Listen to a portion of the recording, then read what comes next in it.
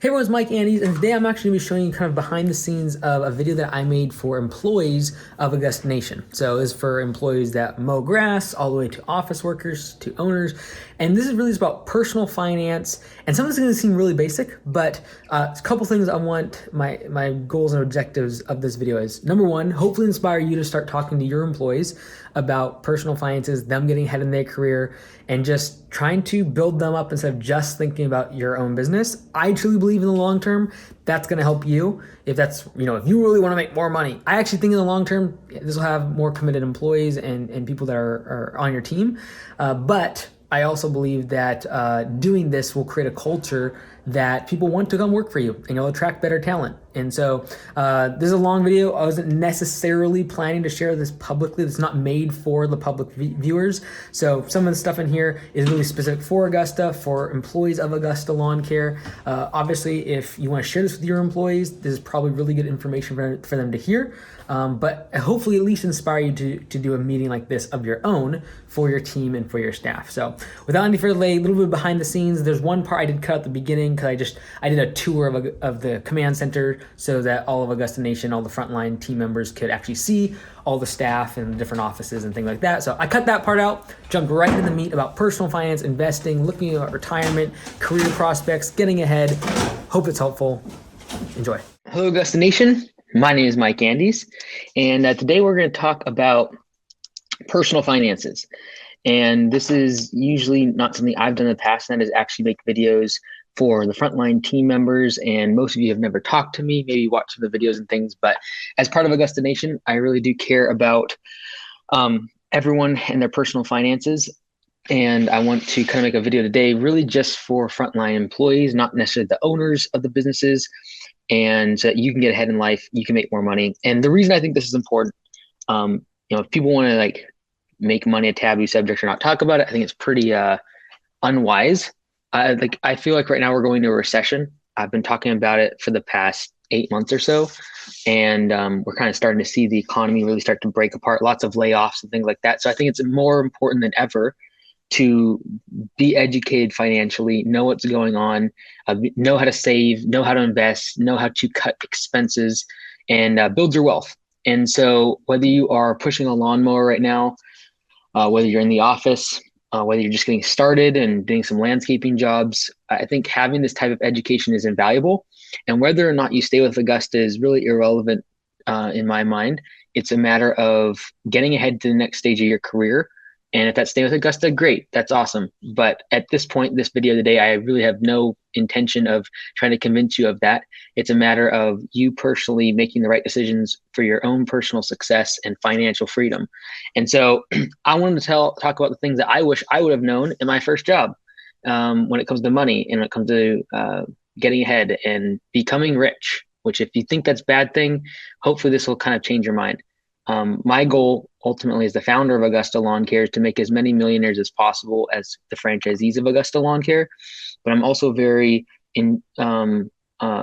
aware that the employees who actually make it all possible, it's important to me that when someone looks back at working at Augusta Lawn Care in the future, or they're still working at Augusta down the road, they look back and they can say that their own personal success and finances and the finances of their family were improved, and that they were educated in a manner that they took certain skills and education, and whenever they moved to a different job down the road, that they took those skills and made more money because of it. They were able to help their family, their community, their church, the causes that they believed in, and that's extremely important to me. And so whether or not you want to own your own business or become an owner at Augusta Lawn Care is really irrelevant.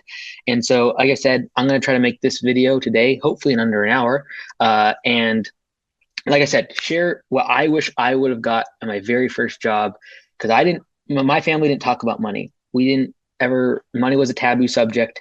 And because of that, we struggle all the time. My family went bankrupt in the last recession. And we lost everything. We lost our house. We lost everything. And so I remember the pain of that. I remember that during that time, my family is awesome. I love my mom and my dad, but that was the one time I saw them argue, and it's about money. There was never times in my childhood that other things became issues in terms of their relationship and things like that. They're still married today. But the one time I saw it, there was tension inside of the family and inside of the relationship was around money. And so that's probably somewhat inbred inside of me, this desire to make sure that that's never an issue for myself, and probably skewed me in the opposite extreme. However, when you look at what causes relationship breakups, like people who say money doesn't matter, I point them to the statistics of, well, the second leading cause of divorce is money after infidelity. And so if you're going to say, well, I'm just caring about my family, well, then you should make sure you take care of your money. And then for people that are religious and they say, oh, well, money is the root of all evil, then I want you to tell me how you're going to provide for your family, because there's also other scriptures that you could talk about that if you don't provide for family, you're worse than an infidel, the Bible says. So all the excuses that people make up in my mind are simply smoke and mirrors of their insecurity to actually learn and educate themselves and learn things that they don't know. And I've been there. My family has been there, and I don't want you to be part of that group. I don't want you to be a part of the group that because of money, relationships break up. Because of money, you feel like a failure. Because of money, you feel insecure. And I hope that in some small part of this video at least gets you started on the journey to educating yourself, learning about how to make yourself financially free, and not depending on any other person when it comes to money. It's the absolute most confidence building thing. The way to build self-confidence, the most, in my opinion, is to be financially free. It solves a lot of other problems. And if whoever in the world wants to say that money doesn't make you happy, most of those people don't have money, and most of them deploy money in a manner to the rich people that they're talking about. They deploy money against the things that are incorrect and wrong. But I truly believe that someone who has money has options to be able to put their kids through school, be able to avoid the confrontations and the strife that happens around money inside their relationships. And they're able to give to causes they believe in. Nonprofits, people that are in need, family and friends that need money, you can actually give to it and not feel helpless, not feel at the whim of a politician, not feel at the whim of a bank to determine your financial freedom and what you do in life. Money brings you options and it brings you freedom. It doesn't bring you happiness. I've never subscribed to that, but it does absolutely bring you options, and those options can bring fulfillment. They can bring you happiness. And in my opinion, I'd rather be rich. That's just the bottom line.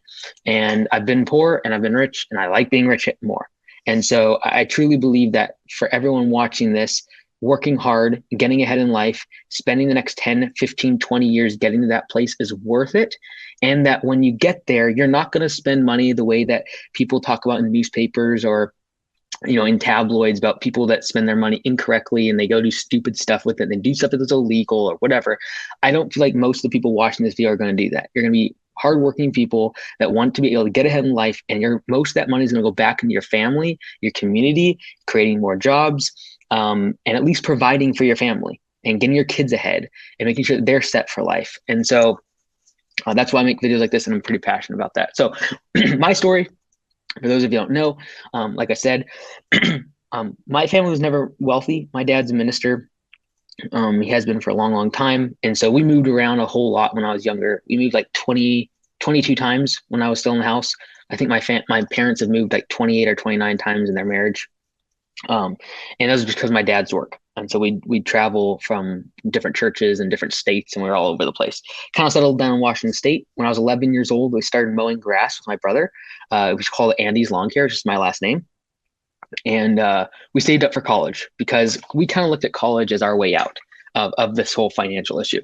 And so, quintessentially, I want to become a doctor. More specifically, I want to become a surgeon. And honestly, a lot of that was because I was passionate about health and fitness and nutrition, but also because I knew they made a lot of money. And that was, again, my way out was like, okay, I'm going to go get education at college. And now looking back at it, I think that was a pretty stupid idea. The fact that thinking that I would go get a piece of paper was somehow going to set me up for financial freedom when it doesn't, which we'll explain on here in just a little bit. But that was my thought process, and that was my brother's thought process to go get educated at college because my family had never been, my parents and grandparents had never been to college, and finances had always been an issue. So that was going to be like our way out. That was going to be our way to get ahead in life and kind of break that generational poverty that we'd gone through. And don't get me wrong, we weren't like poor living on the streets, but we always knew that money was a problem. We always knew that the next paycheck, the next thing, like we couldn't go get food sometimes because we needed more money. Like it was always there. And like I said, that was the point of contention in the relationships. So, yeah, that's basically the premise of why I'm making the video today. I know you maybe haven't had anyone else talk to you this way, and that's why I want to make this video. Unfortunately, the education system that we have currently doesn't set people up to make money. It sets them up to get a degree, which does absolutely nothing in terms of their career.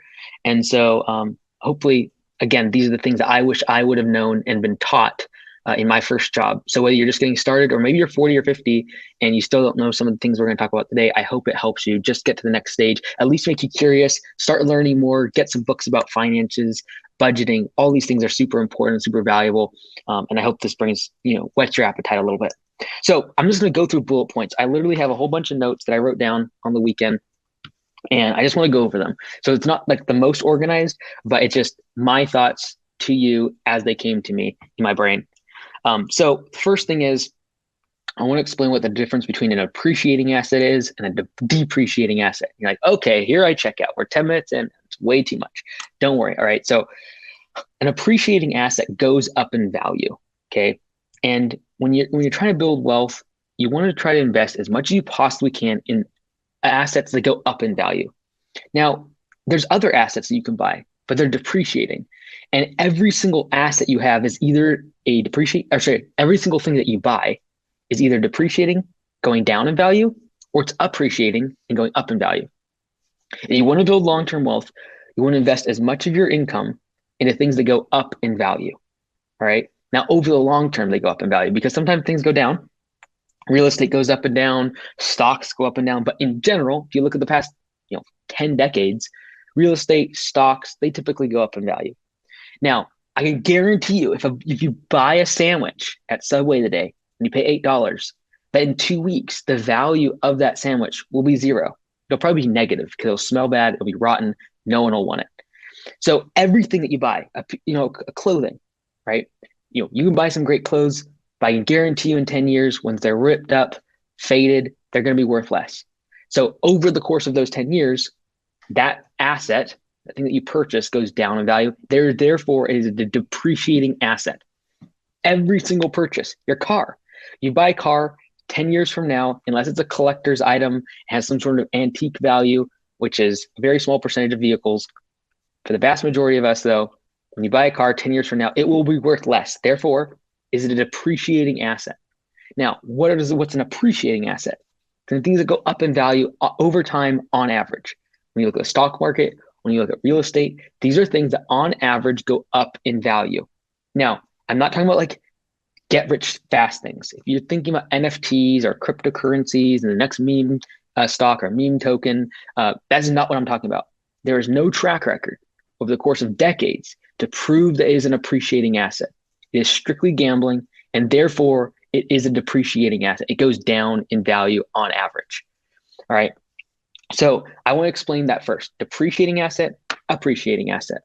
Going down in value, depreciating, appreciating, it goes up in value. I want to spend as much of my money, much of my income on things that go up in value. That is how you build wealth in America. Okay. It really works anywhere. But in general, try to spend as much of your money on those things.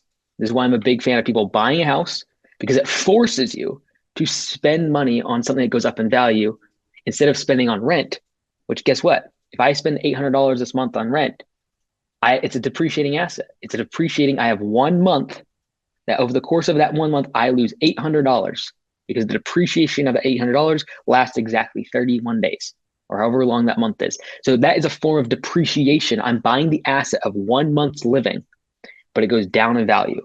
Where if I can spend that same $800 or even $1,000 on a mortgage, that over the course of time goes up in value. I've now just switched my living expenses, my housing costs, from going from a depreciating asset to an appreciating asset, going from something that goes down in value over the next 30 days to something that potentially on average is going to go up in value over time, which is going to be your real estate. Okay. So typically that's the way I would explain someone renting versus buying. It forces you to spend your housing allowance, your housing budget on something that goes up in value. And that might mean that instead of paying $800, you're kind of having to force to pay like $1,100 or $1,200 for a comparable amount of mortgage to buy that house. But again, I'd rather you spend that $1,200 on something that's going up in value. I'm not going to get into all the costs about insurance or interest and all the other taxes associated with home ownership. Those things do bring down that equation. But in general, the very, very generic question I want you to ask every single time you buy something is this an appreciating asset? Does it go up in value? Or is this a depreciating asset? Does it go down in value? Like every single thing you buy, this pen is a depreciating asset. Because guess what? When this ink runs out, I'm going to throw it away. So it's depreciating. I already broke the clip on the end of it. So it's worth probably half as much now. I probably paid $1. It's probably worth 50 cents now. And in a couple of years, it'll be worth nothing, right? This phone, this iPhone, I bought it, probably worth $1,100. Now, probably worth $500. In 5 years, probably worth $50, right? So that's a depreciating asset. Now you can use depreciating assets as tools to make more income and start a business. That's what a business is. You take depreciating assets like phones and trucks and computers, things that go down in value, and you produce more income. That's what a business is. But that's aside from the fact when you look at depreciating assets versus appreciated assets, ask yourself at every single transaction, which is which. Buying food is a depreciating asset. You have to have it. Not all depreciation assets are evil. You have to have food. You have to pay your utility bills.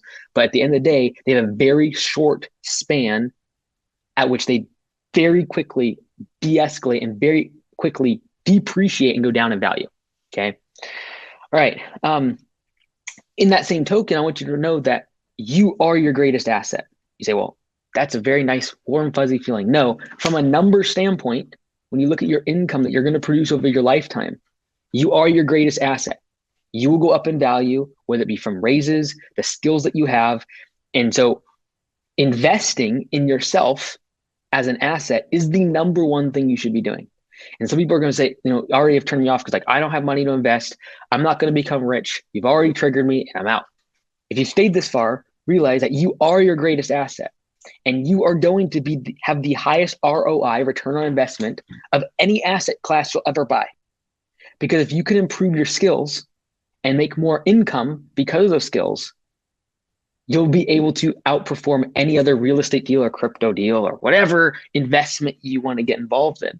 If you just improve the asset of yourself, because you bring income, you are an asset that brings income and therefore appreciates in time. In 20 years, you'll probably be making more money than you are today. Therefore, you are an appreciating asset. And what I get boggled by is that people spend all their time, money, energy, and life focusing on buying depreciating assets like clothes and the next car and the next iPhone. And they don't focus on investing their time, energy, and money on themselves. And they are their greatest asset. And I don't mean putting on makeup or trying to make yourself, liposuction, spending money on that way. I mean, how do I improve my skills and my abilities to where I am more valuable to the marketplace and can make more money? And that does not necessarily mean asking for a raise. That means getting skills, that is investing into yourself so you have earning potential and you're more valuable to an employer. You're more valuable to the marketplace. And regardless of that employer does something stupid and gets wiped out in a recession, you'll have the skills because you invested in something that goes up in value, and that is yourself. And that's why I'm a big believer in the Audible programs, listening to audiobooks, reading books, educating yourself, getting little online courses, whatever it is to improve your skills, is because you are the number one asset you have. Everyone here, you might say, oh, I'm poor as all get out. If you're watching this, you are an asset you can invest in. You can invest in that. I don't care if you don't have any real estate, you don't have any stocks, you don't have any money in your savings account. If you are watching this, you are your greatest asset and you need to focus on that first. How do you improve that asset? How do you invest time and energy into making that asset perform better? That's what you should be focused on now. 64% of Americans live paycheck to paycheck. All right. And then we wonder why there is anxiety, depression, people get mad at each other, people freak out. There's all sorts of issues, mental health in our country. When 64% of Americans literally don't know that if they lost their job this week, there would be no food to eat. Like, that's stressful. So for everyone that wants to say money doesn't matter and it's not a big deal and just live life and be happy, don't worry about money, I'll I want you to step in the shoes of those 64% and realize that if they lost their job tomorrow, they have put a 100% of their freedom in the hands of an employer or the hands of a politician that will give them money on unemployment. When those things are gone, they become very vulnerable, and that will lead to a lot of fear. That's what leads to a lot of issues, I believe, in relationships, families, et cetera, et cetera, et cetera. Health concerns, like you can't sleep because people are like, well, I gained all this weight, and I just don't like the image of myself, so I'm going to spend money on makeup, or I'm going to try to get this surgery done or whatever. It's like, great, great. It's going to make you feel better, all right?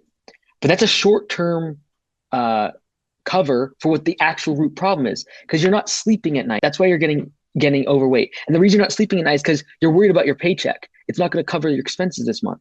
And so if you actually dial it back, you're spending money on something like makeup to cover up a long-term problem with a short-term solution, which the actual root of the problem is you're not sleeping. It's causing you to gain weight. You're not sleeping because you're stressed out about money.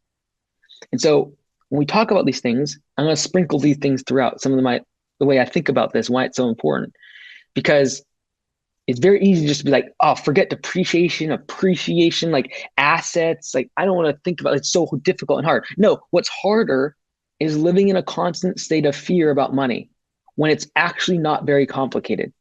Getting rich is extremely simple. It's not easy, but it's extremely simple.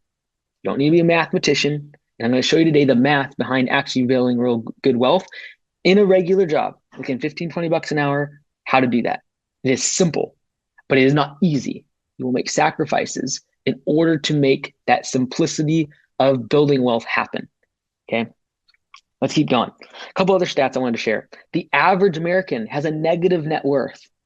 The median, the 50th percentile, the middle American is negative net worth, which means if you take all their assets, things that are valuable, cars, houses, whatever, and then all their liabilities, all their debts, their credit card debt, what they owe on that house, what they owe on that car, and you take assets minus your liabilities, that's what equals your net worth.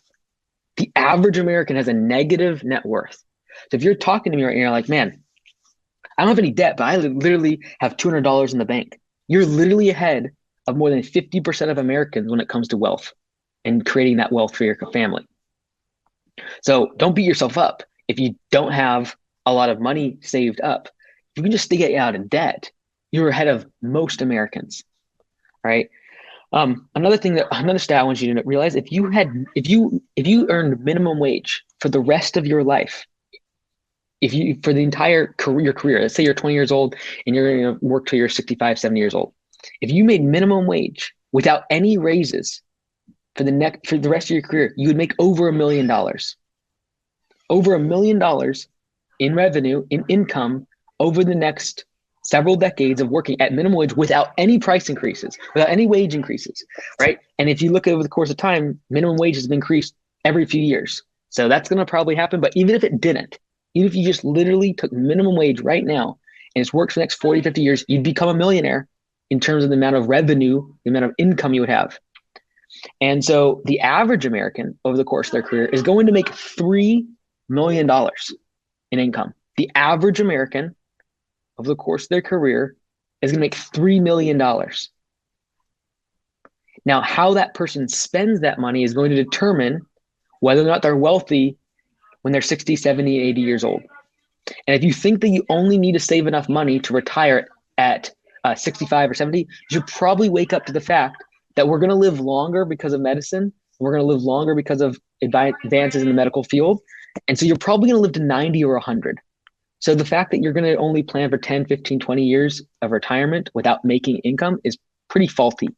So I actually usually kind of like think about working till 70 or 75, because if you don't, you might run out of money. And the last thing you want to be doing is saving up enough money to retire and betting on yourself dying at a certain age.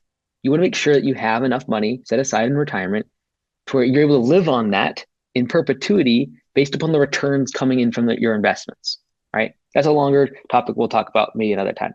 But I want you to just understand that $1 million is created over the course of a career at minimum wage without any increases in pay over the course of that entire career, okay?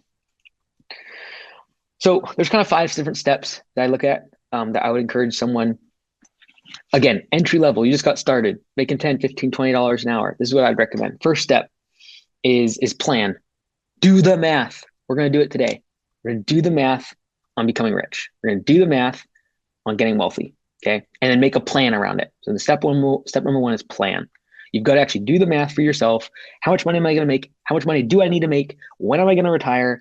How many years is that going to be? What do I need to make to live on that? All of those numbers need to be done. Planning. Okay. Step two, save. All right. You should really create at least an emergency savings account, at least $1,000 to $5,000.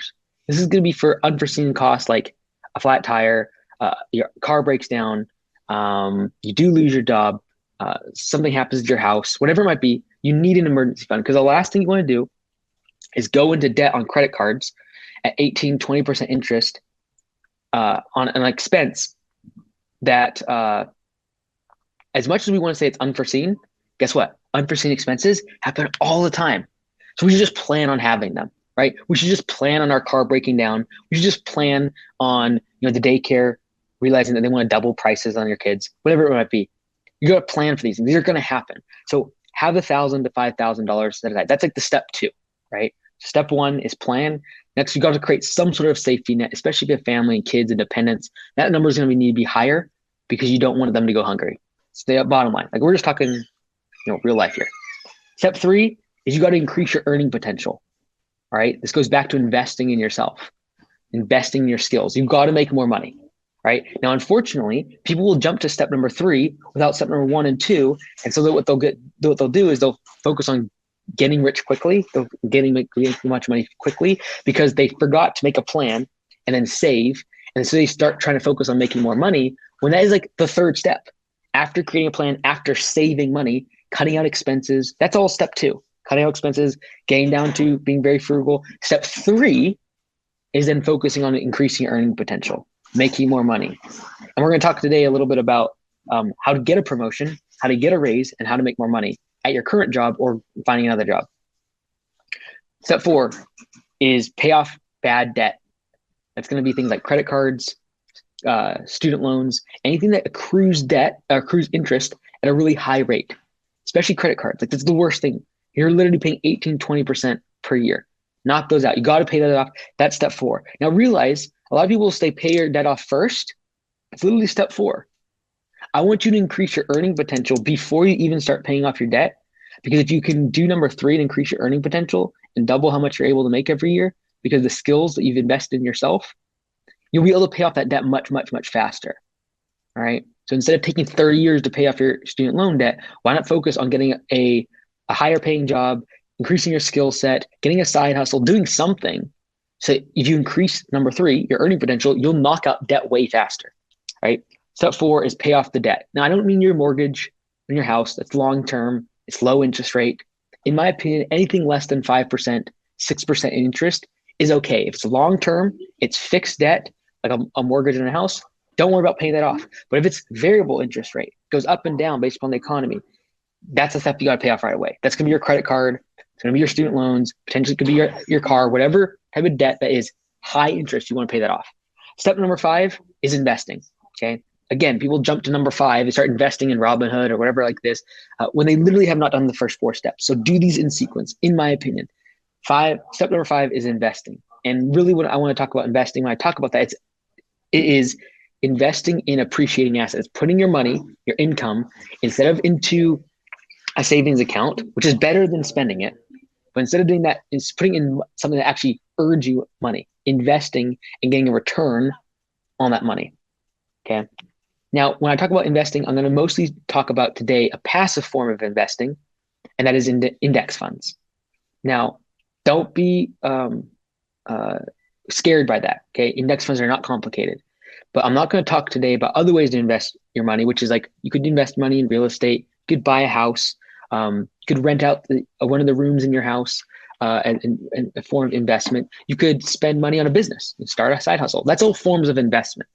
But today I'm going to really focus on a passive way of investing, which is basically you put your money there and you forget about it. You don't have to worry about it. You don't have to work on it. You don't have to improve it. You don't have to buy more stuff to make it better, like a business. It's simply passive. It just does it without you having to think about it. And that's going to be index funds. What an index fund is simply a conglomeration, a whole bunch of different businesses in the stock market. It's an index. It's a broad-based, a whole bunch of different companies. You're not going to go choose certain specific stocks. You're not going to choose which ones you think are going to 10x in the next couple of years. You're just simply going to get an index fund. Now, if you're really good at picking stocks and you really get at looking at profit and loss statements and balance sheets of these companies, maybe you can go outperform the market by choosing individual stocks. But today I'm talking about passive investments, which is you are simply going to invest in a broad-based grouping, a basket of different companies that over time, for the past decades, has gone up about 8 to 10% every single year. The S&P 500 is the most common. It's basically 500 companies, some of the biggest companies in America that have been around for years, are profitable, and they're not going to go out of business tomorrow. Okay. Over the decades, 8 to 10% return has come from that, which means if I put $100 in, I can expect on average over the course of 10, 15 years to make up $10 to $15 from that original principal and original investment, about 8 to 10% every single year. Okay. So that's what I'm talking about when I talk about investing right now. Index funds, there's other types of indexes, and you can talk to someone, watch YouTube videos about different types of index funds. There's ones that are created by Vanguard. Vanguard is a company that will take a very, very, very small fee, usually like 0.03% from your investment in order to put money in all these different companies. So you don't have to worry about it. You don't have to manage it, trade, stocks, nothing like that. You can set up on automatic into Robinhood or Webull or a multitude of other apps that you can just automatically every single week put money in there, and it goes directly into an index fund. For example, Vanguard has index funds with thousands of companies in them based on the entire world. VT, for example, is the Vanguard Total World Index Fund. It's literally like the entire world. I think there's like 6,000 or 7,000 companies in it. It's like the entire stock market. That's a great way to invest in an index fund without having to think about which company you're going to choose and which ones are doing good and which one has good news. How's the economy? Just passively keep putting money in there. Something that over the course of time will grow on average 8 to 10%. Okay. All right. Next thing I want to talk about is how to get a promotion.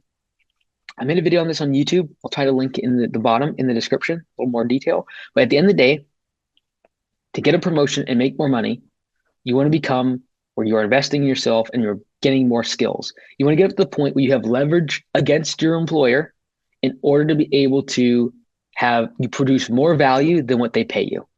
If you're able to make that, that's when you become in a form of leverage. You have the ability to ask for more money. And if they say no because they can't afford it, because the business is struggling, because they simply don't have the money, then you go to another job. If that's what the market is willing to pay you for the skills that you have. They're not going to, the market is not going to pay you more because you've been at some place for 5 years. They're not. What they're going to pay you for is for the skills that you have. And that's why I think investing in yourself is the number one thing that you should be investing in. It's amazing to me how people are willing to spend thousands of dollars on food and clothes and making themselves look good or whatever it might be, gym membership, computer, an iPhone, spend $1,000 on an iPhone, but for some reason, can't spend $100 on an online course improving your skills that is going to lead to a massive return on that money over the course of time. If I can spend $100 on a course online to learn a skill like Photoshop or something like that, whatever skill I'm trying to learn about accounting, $100 online. If that can give me a 10-cent raise over the course of my career, I will make thousands of dollars based on a $100 investment.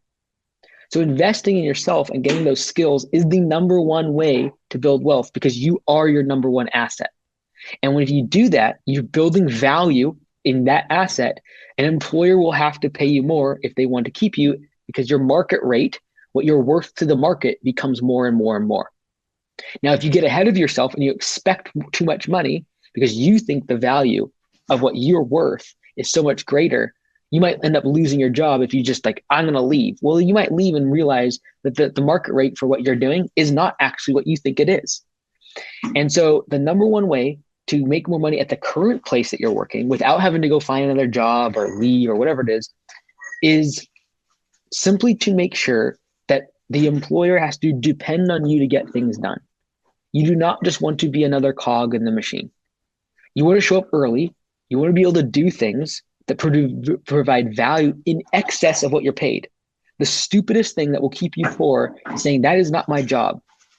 Because if it's not your job, that means that you're adding excess value in addition to what you're being paid, which then gives you leverage because you're producing more value than what you're being paid. Therefore, you're going to be the one that gets more money when money comes along. Now, in some businesses, money will not come along. The business is struggling. It's not growing. There's no success in future for you in the company. Then you're going to need to leave. But in a business that's growing and there's going to be opportunity to grow into, guess who the employer is going to look to when they need to promote someone, when they want to give raises, when they're looking for a management position. They're going to look for the person that has the highest delta, the highest difference between what they're getting paid and what they're performing and bringing to the company in terms of value. And that's why you'll get more money. That's why you'll get promoted. The person that shows up early was doing more than what was expected of them. They'll get promoted. And so the number one way to improve the number three thing, which is earning potential, is at your current job without going and finding another job. Like if you're like, man, it stresses me out. Okay, great. Don't do it. Produce more value right now to your current job. And if they don't reciprocate, they don't recognize that value in a few years, you'll have gained so much skills and knowledge that you'll be able to go get a better job someplace else. Ideally, you're working for a company at Augusta Lawn Care that is growing, wants to grow, has ambitions to get more locations or grow in size, more employees, and that will lead to more opportunity for you. And when the opportunity arises, it's going to go to the person that was doing more than what their job was requiring. It's going to go to the person that was watching videos online, training themselves, listening to audio programs, and improving themselves to the point when the opportunity arises, which might take a couple of years. You've got to be patient. But when that opportunity arises, it will go to the person that has been getting ready for years and has been improving and investing time, energy, money into the asset of themselves and improving their skills and abilities. Wealth is a ratio. It's not a dollar per hour. A lot of people will think about money in terms of if I made X amount per hour, if I made X amount per year, I would be wealthy. I would be rich. I would feel great. That's like where I would feel like I'm making enough money. And what's interesting is wealth is not a dollar amount. It's not a number. It's not an amount per hour that you are going to feel comfortable with or feel like you can somehow survive with your family. Wealth is a ratio. And that ratio is income divided by expenses. And if that number is greater than 1, it basically means that your income is greater than your expenses, which means ultimately your net worth is going up. It means that your wealth is being built. Wealth is a ratio. Now, if that number is negative, which means your expenses are greater than your income, it does not matter how much money you plug into this equation, you are losing wealth. That is why there are millionaires, people making millions of dollars every year that are broke. That's why people make millions of dollars every single year. You hear about on tabloids and athletes and actors that go broke, is because the ratio of income divided by expenses was negative. And so they were making all this money, all this income, all this revenue, $6 million in income. But if their expenses were $7 million, they're poor. They're $1 million in the hole. And so it doesn't matter about the numbers. It's a ratio. So if you're making $20,000, $30,000 a year, but you divide that by your expenses, and those are $15,000 a year, guess what? You have a positive number. You are building wealth. And if you deploy that extra difference, the difference between your income and your expenses, towards the right things in stage number 5, which is investing, that money will compound over time and start really generating some great wealth. The larger that number can be, the difference, the delta, the ratio between income divided by expenses, the higher you can get that number, the better. So it doesn't matter what the numbers are, it matters what the ratio is. Because there are people that if they're making $100,000 today, and then they got next year they're making $400,000, guess what? They just spend all $400,000. They just improve their lifestyle, get a bigger house, get a couple extra cars, move to a new neighborhood, spend more money on their country club, and they just spend all $400,000. Wealth is a ratio. It is not a dollar amount. So stop thinking like, oh, if I just get this promotion, I'll make a certain amount of dollars. It doesn't matter. It's a ratio. That's why you've also seen articles of people that make $20, $30 an hour. They're a UPS driver, they're a delivery driver, whatever it is, and they retire with millions of dollars. Why? Because they figured out that if their income is less than their expenses, this is a ratio. This is not a numbers game. And if over the course of time they continue to have that wealth ratio in check, they will become wealthy. They will make a lot of money, be able to save a lot and invest a lot of money. It's really important in my mind to be frugal. And stage number 2 is save. And that's like get rid of expenses, cut out all the waste, cut out all the stuff that's sapping all the income out of your business, or sorry, out of your personal expenses. And when I think about businesses, the reason I would mess up, it's the same stuff. Personal finances and business are like the same thing. In business, we talk about income and sales. Well, like your wages are your income. You are the business. We talk about a business, we think about, what's your expenses, how much are you spending on all these other costs. Well, the same thing's for you. You are a business. You have expenses. You've got to pay for your house, for your rent, for your utilities, for food, etc. When we talk about saving, we've got to cut out all the waste, all of the stuff that you have, like 5 subscriptions. You do not need 5 subscriptions like Netflix, HBO. I got Hulu. I got Roku. Like you don't need all of those. So you can start looking at your expenses and say, where can I cut out all of the things that are sapping my wealth ratio? Again, income divided by expenses. What's in that expense ratio? What's in the expense column that I can just wipe out? Well, can I be as frugal as all get out? And I'm going to run the math here in just a moment on how much this impacts you over time when it comes to cutting out wasteful spending. I want you to ask yourself, like, what is your vice, right? What is your vice? What's the thing that you spend money on that is sapping that wealth ratio? That you have, that guilty pleasure, the thing that you do all the time. Maybe it's like, well, every single week I have to spend $100 on my massage. Every single week I've got to go out to this fancy restaurant and spend $200 and get alcohol and all the rest of it. Like there are people that spend more money on alcohol and cigarettes than they do on improving the asset themselves their whole life. It's crazy.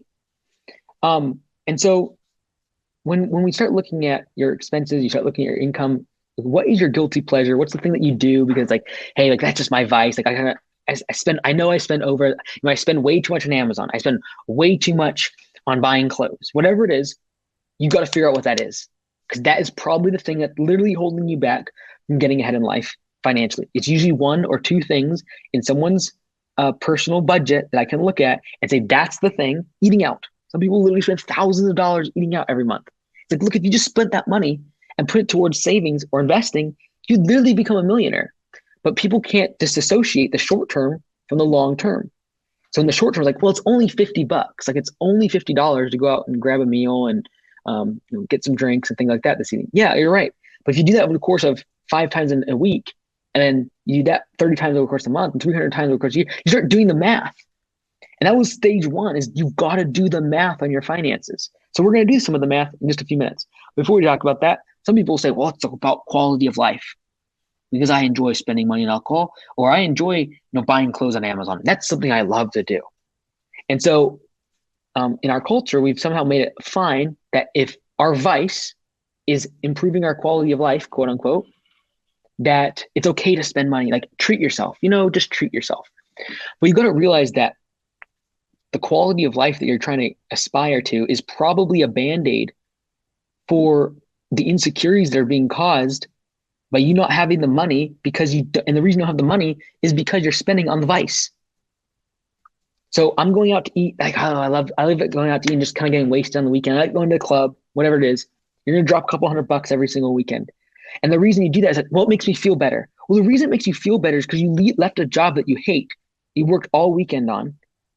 And the reason you hate that job is because you're not investing yourself to get more money at that job, and you're barely scraping by and you're struggling to pay rent. And so it's not to say that someone in that situation is a bad person. It's a matter of the fact that they probably just haven't been educated. They haven't been told the numbers and the math of what that is causing, that $200 on the weekend they're spending at the club, what that's doing to their long-term financial success. And because of the financial stress that they're having in their life, it's causing them to stay at a job that they really hate and they'll be overworked. And the reason they're going to club is just a Band-Aid to the fact that they need to make more money.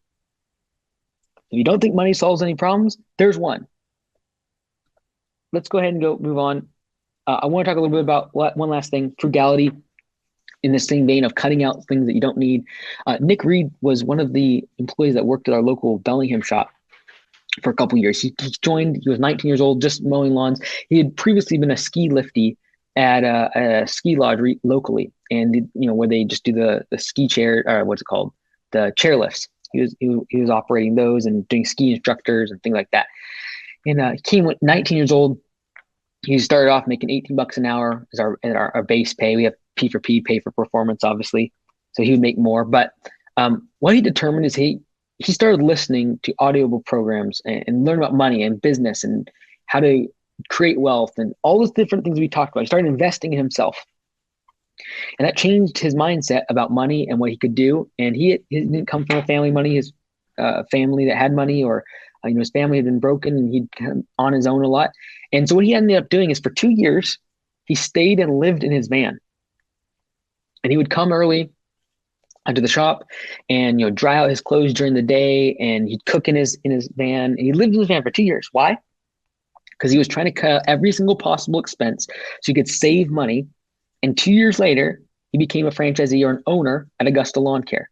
And for everyone watching this, that's what you can do as being part of Augusta Lawn Care. And I'm going to talk about upward mobility and trying to get to the next stage of your career throughout this whole video.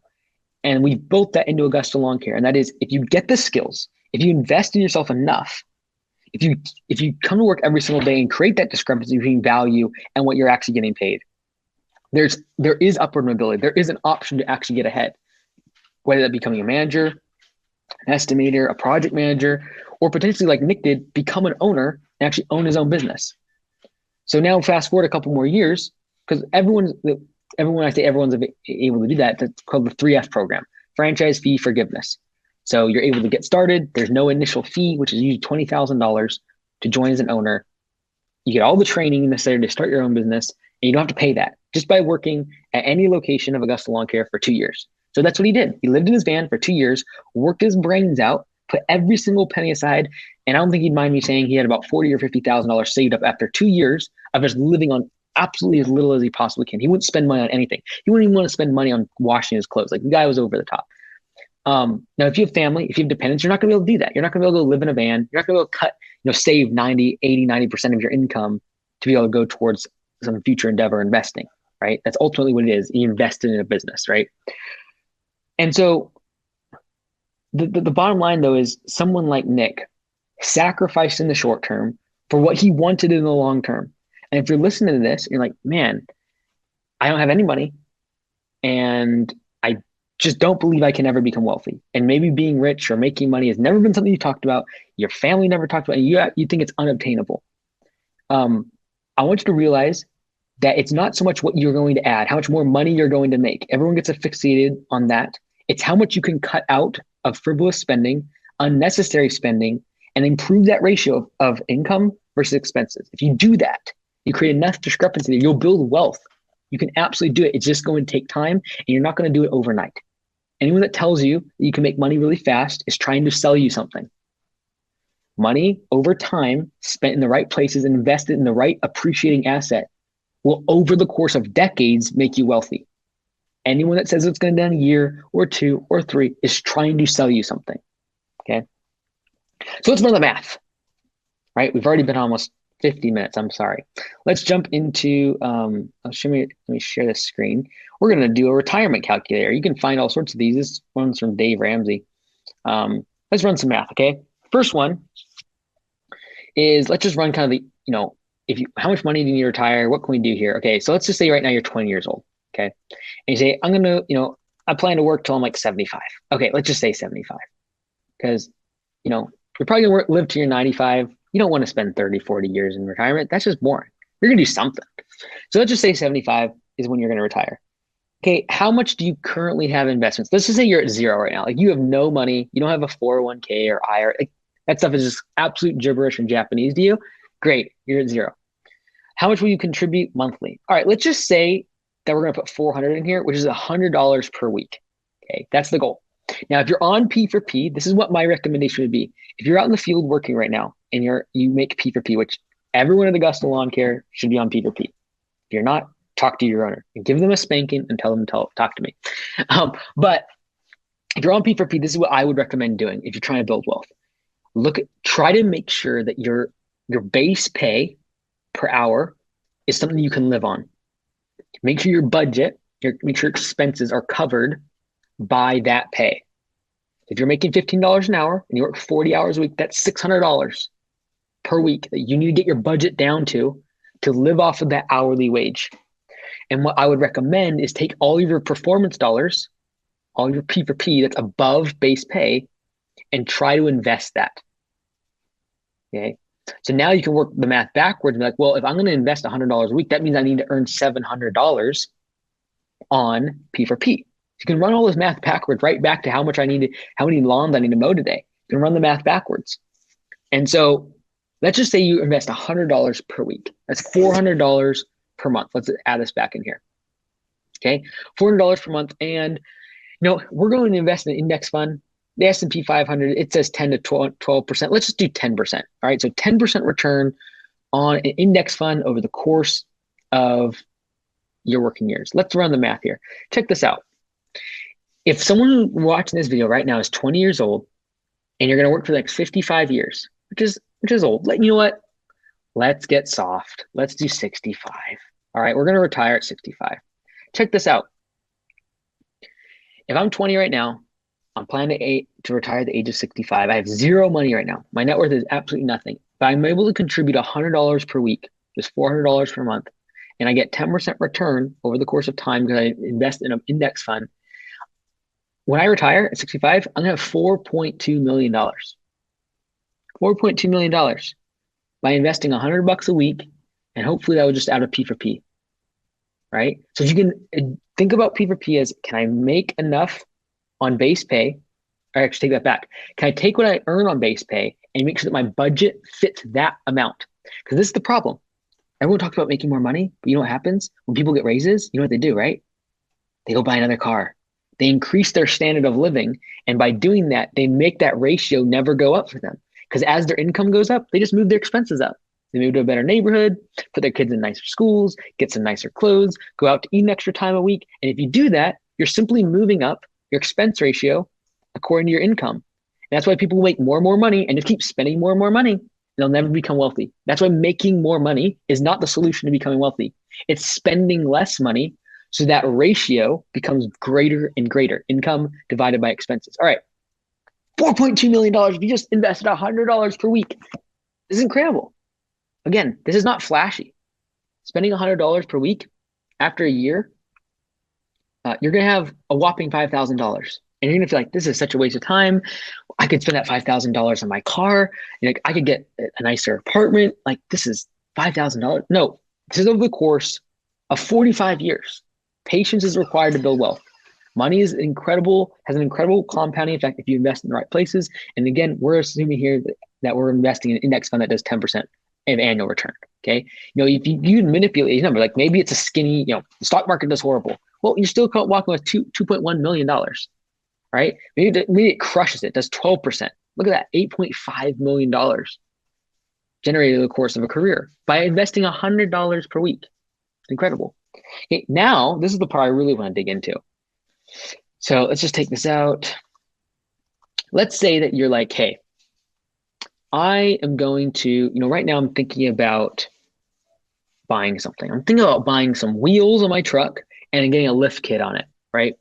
Let's say it's going to cost you like, I don't know, $1,500, okay? $1,500 is what's going to cost you today's dollars, to buy these nice brand new rims, make me feel better, give me a little ego boost when I drive into work every day. Everyone's going to look at me and admire my truck. Great, $1,500, right? So that's the present value, okay? There's this thing called the future value of money. And that's what I want to calculate here. What is this actually worth to you down the road? So let's just say you're 20 years old, you're going to retire at 65, 45 years from now. Let's assume that our rate of return that we're assuming in the stock market would be like 10% on that index fund. Go ahead and calculate that. Think about this. Look at this. Check this out. If I spend $1,500 today, instead of investing that, when I retire, that $1,500 would have become $109,000. almost $110,000.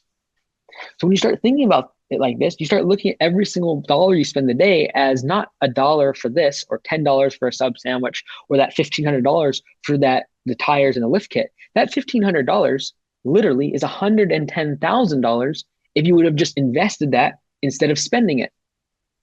That's why I say it's not about how much money you make. It's how much you save. It's how much you can reduce of your expenses, because that's the part that otherwise can go into investments that over the course of time compound, and you can absolutely generate wealth. You don't need a lot of money. This is a $1,500 purchase. A $1,500 purchase today, if I just would invest that and forget about it for the next 45 years, putting it into the stock market, an index fund, averaging 10% per year, is going to do $110,000 when I retire. Okay, let's look at this one. So you say, you know what? I can do better. Let's check this out. You say, you know what? I'm not 20. I'm 30 years old. Okay, great. And I don't have any investments. I don't have anything. I'm gonna have to work a little bit longer because I'm kind of behind. I'm already 30. Don't have any investments. I don't have any net worth whatsoever. But you know what? I'm going to watch some videos on how to get better at my job, make more money on P4P. And instead of doing $100 per week, I'm actually going to try to do $200 per week. That's $800 a month. Okay. And let's just say this is 10%. Again, look at the math. Literally, if you're able to contribute, sorry, that's not per week. 800 is per month. There we go. So $800 per month would assume $200 per week. Look at the amount of $5 million if someone was able to do it. Now, that's not easy to stack away $800 per month. But the question is, can you generate $800 more in your job because you go invest in skills, you go invest in making yourself more efficient on P4P to where you can put that money aside? That's why we have P4P. So if someone wants to invest and work on themselves and get more skills and become more efficient, become better at their job, they're able to do this. $800 a month is not any small sum amount of money. I know that. But someone at the age of 30, considering themselves behind on being able to save and invest, literally can generate $5 million by the time they are retiring if they just put that money aside. Now, this is what's really more interesting, because a lot of people are like, well, I can't do $800. Okay, you can't. I agree. Right now, you're barely scraping by, perhaps. This is what you should be thinking about. What can I cut out? Perhaps right now, your monthly payment, your monthly car payment is $400 a month. And maybe right now, your rent is $1,500 per month for your house. Housing and vehicles are some of the biggest expenses that we have. Now, let's just say we're 20 years old. We're going to retire when we're 70. We have no money right now. But instead of what I'm going to do is I'm going to spend this entire summer trying to buy a car. I'm going to downsize my car, because instead of spending $400 a month on a brand new car that I'm leasing, I'm going to go spend $5,000 or $6,000 on a cheap car that will still get me from point A to point B. It's going to be reliable, cheap, probably save me less on gas, less on insurance, but just take the payment per month. All right, $400. Let's wipe that out. Okay, so I'm saving that extra $400 per month instead of my car payment, and I'm not going to go spend it on something stupid that's depreciating. I'm going to go spend it on something that's appreciating, an asset, i.e. the stock market, index funds, again, 8 to 10% over the course of years. So it's going to save $400 per month from that payment that we're going to throw towards investments. Great. Now what we're going to do is instead of living in that $1,500 per month apartment, we're going to go try to find something for $1,100. Saving an extra $400. You say, well, I can't do that. I have family. I have a couple kids. Okay, great. Is there any way you could potentially get someone to take one of the rooms and rent it out from you for $400? You have to check your rental agreement, see if you're allowed to do subleasing. But if you're able to do that, $400 per month, again, is the exact same as long as you put that money towards the investment. So we save $400 from downsizing our car. We save $400 from downsizing our housing, our rental, or potentially getting someone else. Maybe you have to go and you have to, instead of having your own apartment, your own 2-bedroom apartment, you're living by yourself. Maybe you get a roommate to live in the other room. Maybe you go down to a 1-bedroom. Maybe you go to a studio. Okay. The reason, like some of you, here, let me just take this off 1 second. The reason that I still to this day live way below my means, because I'm trying to keep that ratio, what we talked about. I live in a closet, right? I sleep on a 6x6 closet with a mattress, single mattress on the floor, no box spring. And I've done that for almost 5 years now. It's not because I'm Mother Teresa and I'm trying to give money away to people. It's because I want to become rich. And you're going to have to sacrifice What otherwise could have been a nice condo, a nice apartment, buy my own house. But I haven't done that because I'm interested in building wealth, not in looking wealthy. You have to realize, you have to ask yourself, do you want to be rich or do you want to look rich in front of other people? That is what will keep most people from building wealth, is the fact that they want to look rich instead of be rich. They want to have the fancy car. They want to have the fancy house instead of actually building wealth, instead of actually having self-confidence and self-worth enough to realize that what's in their bank account is what determines their wealth. That ratio we've talked about, the wealth ratio, is what determines their wealth, not what people think about you because you're driving a new car, what people think about you because what neighborhood you live in, what kind of clothes that you have. That's what will make people think you're rich, but it will not make you rich. You have to ask yourself the question. And if you're really honest with yourself, some of you actually will have to agree with when you ask yourself the question, that you actually want to look rich more than you want to be rich. And if that is the truest of answers for you, you have to break that mentality. You have to realize that your self-worth and your net worth is not wrapped up in what other people think about you. It's a mindset. So let's move on. We've ran the math. We've shown the fact that here in this example, if we were able to cut $400 out of by getting a clunker car, or getting a cheap car, downsizing our housing a little bit, that's going to save us $800 per month. And we invested that. Again, look at the math. $14 million. You're like, that's nuts. That's math. And that's why step number one of building wealth in my mind is planning and running the numbers.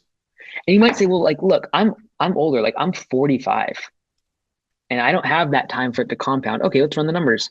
You're still a millionaire. You have over $1 million. By the time you retire, if you were able to do those two things, downsize your car, and downsize your house. Those are not easy things to do, but you've got to realize you either sacrifice or you're going to one day wake up when you're 70 and regret that you did not make that sacrifice. There's one thing I commonly ask myself, sacrifice or regret, you choose. Every single day, you make a decision and you choose whether you're going to sacrifice today or one day in the future regret that you did not make that sacrifice. And if you're not willing today to downsize the car or downsize the house and save that money and put that towards an investment, which is not easy, which is not fun, which is not glamorous, which no one will pat you on the back, which no one will think that you're rich. People will probably actually think you're poor, and that's fine. Because what you're going to do today is sacrifice the perception of others in exchange so that one day when you wake up at 70, you're not regretting that you have absolutely no money and you're living on Social Security. And again, Social Security is simply another form of putting your freedom and your financial success in the hands of somebody else, the government.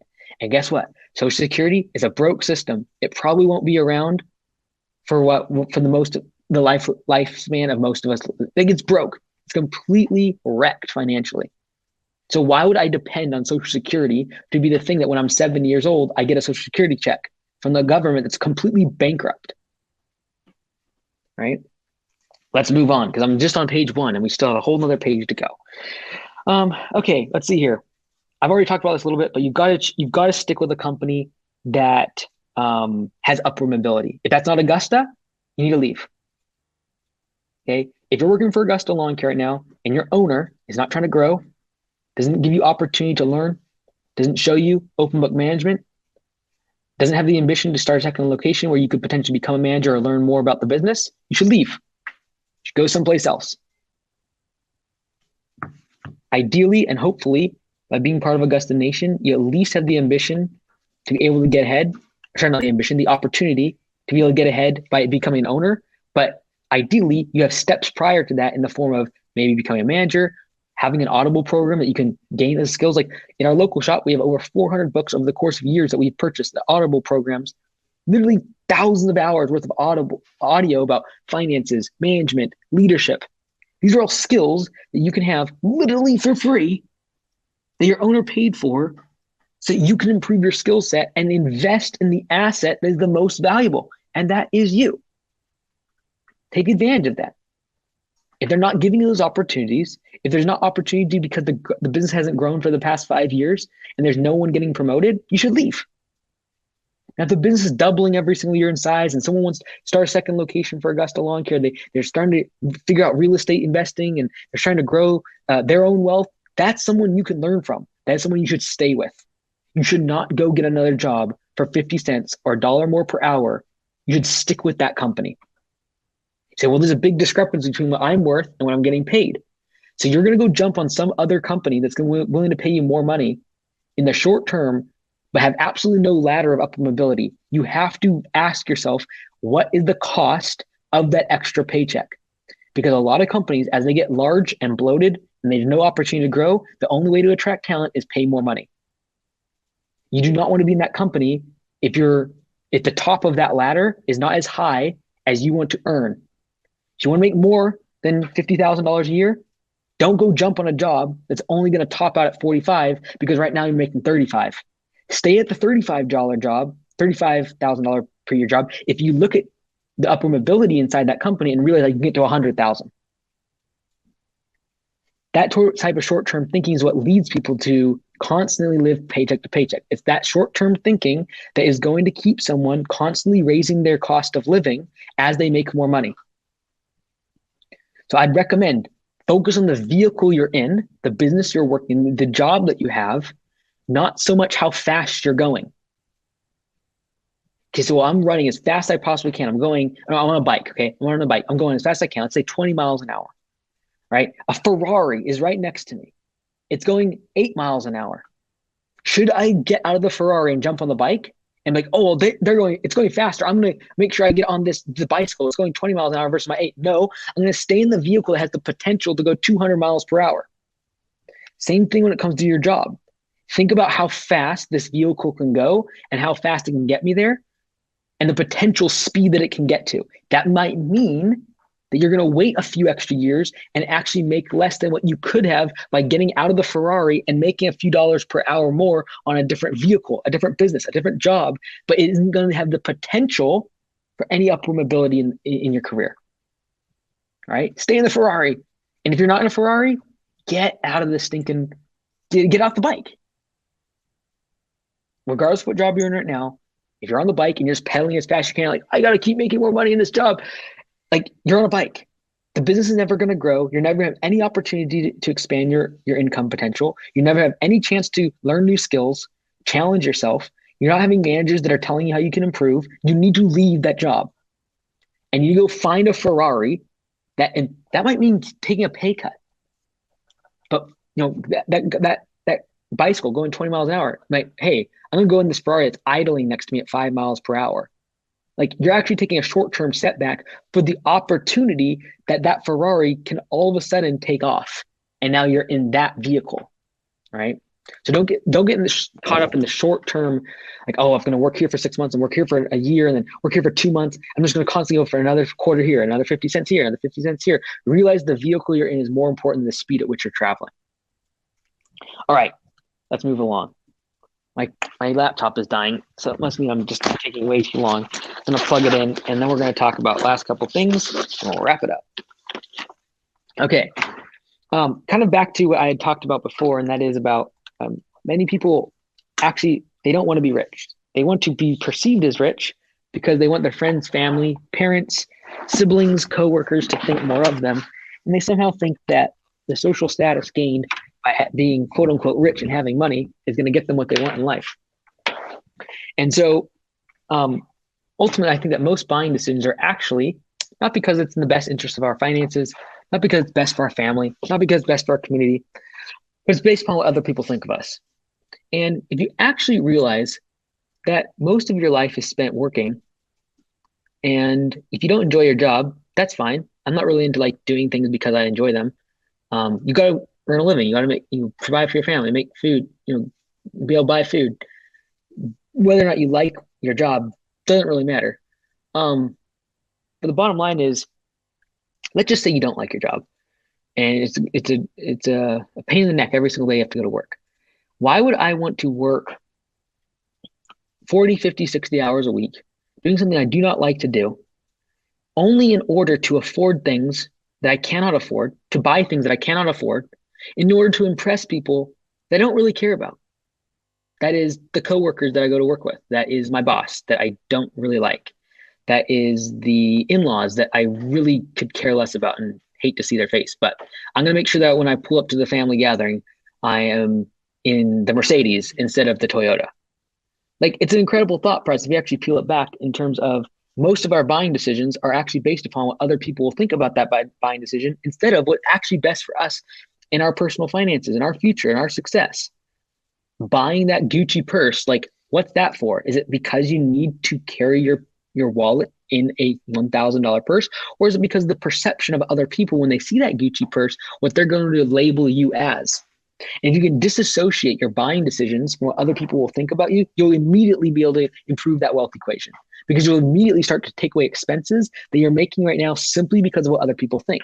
So instead of buying 3 or 4 drinks when you go out, you'll buy one because you don't care that everyone else is buying 3 or 4. You care less. You don't need to do it because of social pressure. You're not going to have to, do all these other things in life that we do to spend money trying to make us look good in front of people that we don't really care about. It's insane. So let's move on. Debt. Last couple things here and we'll wrap it up. Let's talk about debt. This is one thing that kind of really changed my mindset. And that is most people don't even know how banks work. Okay.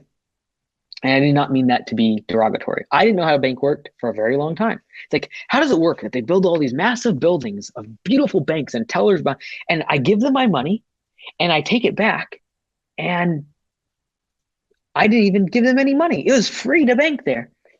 All right, this is how a bank makes money. It's not in the fees, like overdraft fees and things like that. It's not really. Here's how they make money. They let their money work for them. The same way we talk about investing and letting money work for you, that's what they're doing. Here's how it works. You come in, you give them $1,000 and you put it in your savings account.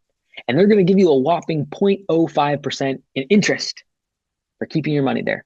They're going to take that money and they're going to go lend it to somebody else.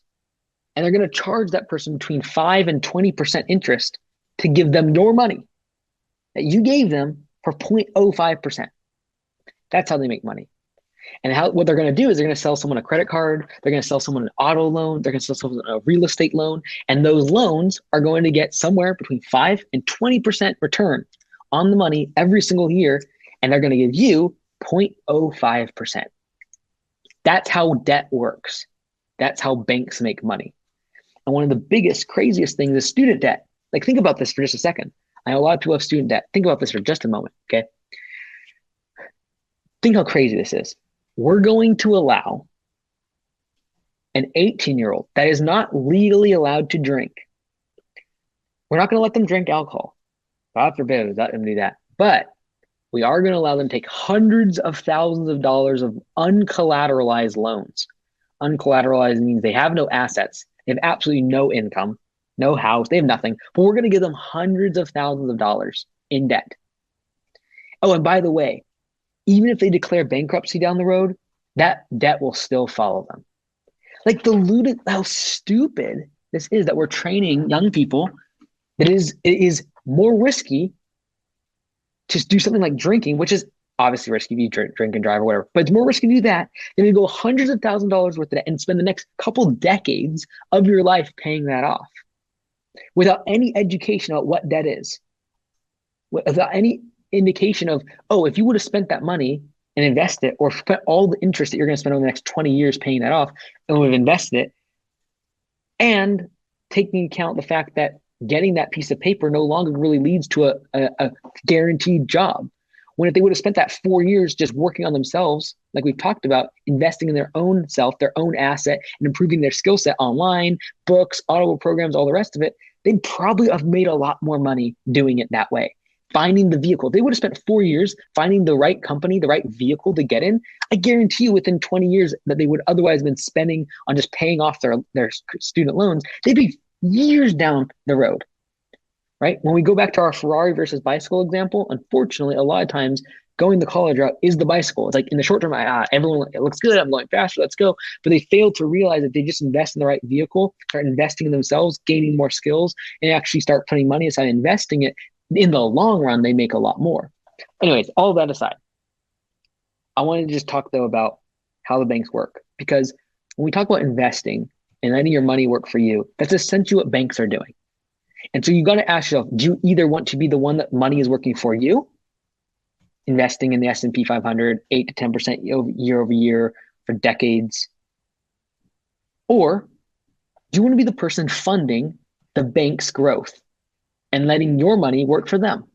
Because money is going to work for somebody. So everyone's like, oh, you shouldn't try to make money. Guess what? Regardless of whether I have the money's going to work. Money loves to work. All right. It loves to replicate and make babies. All right. It likes to work. And whoever has the possession and the control of that money, usually the one with the most information. And unfortunately, the banks have the information.